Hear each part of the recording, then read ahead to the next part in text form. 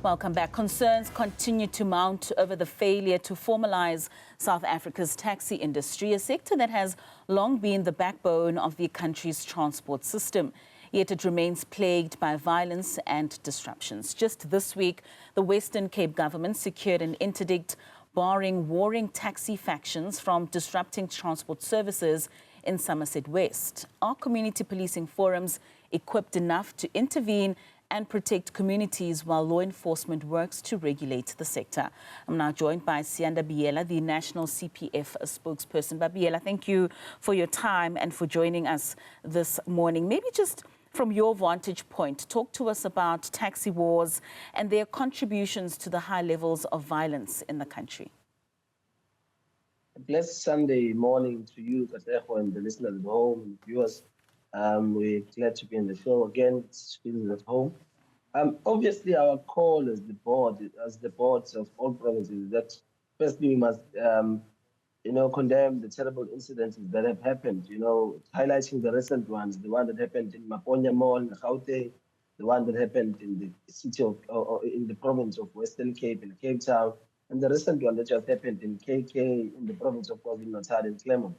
These incidents leave people victimized, and some, we saw a person being tortured to death in a car. It's been a serious challenge, when keeping peace when it comes to this industry. Taxi bosses are always, I personally have been under the crossfire where I was juggling into a transport, going home from school, and I was in the crossfire of people in the riot that were fighting over the church. So it's always been a case that there's maintaining and keeping peace in the industry has always been a challenge. Now, with the new adoption and the evolution and the revolution of the industry, most of the colleagues or most of the taxi bosses failed to adapt, because some of them have ventured out into buses, some of them have ventured out to trucks instead of relying solemnly to the taxi income or profits that they receive. So that on itself creates a frustration. The number of taxis in the road transporting people is more than what a person would expect. At the end of the month, they'll still owe Toyota or any bank. They need to pay a certain subscription until they finish up their payment into the cars. So it becomes a challenge that when this opportunity came for e-hailing services, it was not taken into, they never took it as an opportunity to seize and claim control and be the ones to first be part of the captains of the industry. Rather, they started to wage war against these colleagues or these members of the South African baseline who came and wanted to actually move forward. But we call on everyone to assist us as the South African Police Services in bringing our full information to ensure that those who have done these ill acts in our communities, killing our people and victimizing and bullying these e-hailing people will be brought to justice. But also, the e-hailing council and the Santaco must sit down and find a way to coexist, because they are there to also make profit. They have a right to make their economical baseline in the country. But lastly, I believe that also the e-hailing services must also look inside and zoom inside to their operations, because some of their members are not, or some of the business people who are owning Ubers, Bolts, are not people who are doing it as quickly as we'd want to. In principle, I'll say most people have died in these incidents where a person is requested to a certain destination, they never arrive. There's issues where people have been pickpocketed in these e-hailing services. So part of what we are calling on is that they must also look into, as a council of e-hailing council, into their services and into those people who subscribe into their service, so that they formalize the industry. It does not also change the image and create a non-harmonious situation in the community. So, Siyanda, where does this then put you as the CPF?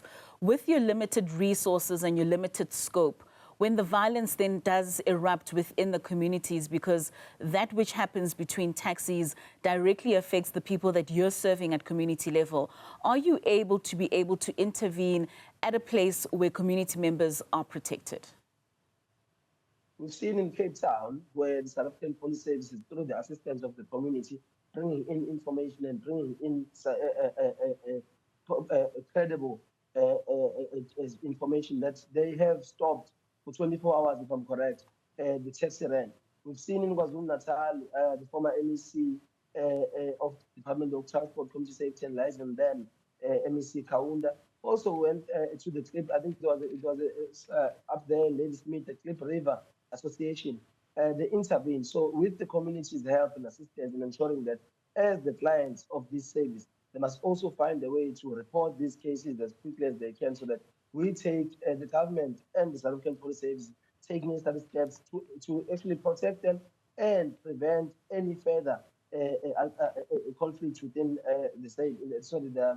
within the industry itself. And I mean, the Western Cape is already dealing with high levels of gun violence. How does this then add to already what the number of guns that exist and the violence that's perpetuated using guns, particularly in the Western Cape, when you're now seeing the taxi wars and the warring between these taxi associations in terms of the contribution to gun violence?